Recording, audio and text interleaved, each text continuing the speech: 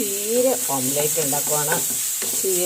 നമ്മുടെ ചീരയില 2 ഒടിഞ്ഞു പോയായിരുന്നു. അത് സവാളയും ഉപ്പും ഇച്ചിരി മുളക് പൊടിയും കൂടി ഇട്ടിട്ടുണ്ട്. അതൊന്ന് പയ്യെ ആവട്ടെ എന്ന് ഓർത്തുകൊണ്ട് ഇങ്ങനെ ആക്കിയില്ലെങ്കിലും കുഴപ്പമില്ല കേട്ടോ. ഇതിലേക്ക്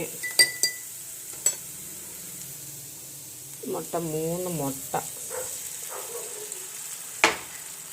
അടിച്ച് വെച്ചിരുന്നത് അങ്ങ് ചേർത്ത് ഉപ്പൊക്കെ ഇട്ടാണ് ആവശ്യത്തിന് ഇച്ചിരി എണ്ണയും കൂടെ അങ്ങ് ഒഴിച്ചു കൊടുക്കും. 1 നുള്ളു കുരുമുളക് പൊടി,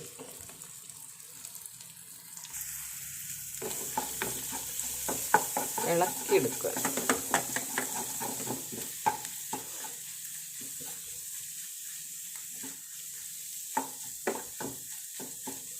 ഇങ്ങനെ ഉണ്ടാക്കുമ്പോൾ വേണമെങ്കിൽ കുറച്ച് തേങ്ങയും കൂടെ ഇടാം കേട്ടോ.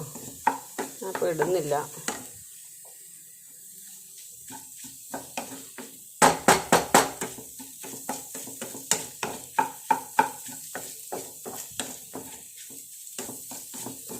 എന്നും ഓരോ ചീര പറിച്ച് ചീര കഴിക്കില്ലാത്തവർക്ക് വേണ്ടി മുട്ടയൊക്കെ കൂട്ടി ഇങ്ങനെ ഉണ്ടാക്കി പിള്ളേർക്ക് ഉണ്ടാക്കി കൊടുത്താൽ നല്ലതായിരിക്കും. മുട്ട ചീര ഫ്രൈ, മുട്ട ചീര ചിക്കിയത് എന്ന് വേണമെങ്കിലും പറയാം, എങ്ങനെ വേണമെങ്കിലും പറയാം. ഞാനാണെങ്കിൽ ചോറുണ്ടെന്നില്ല. എന്നാൽ പിന്നെ ഉച്ചയ്ക്ക് കുറച്ച് ഉപ്പുമാവ് ഇരിപ്പുണ്ട്.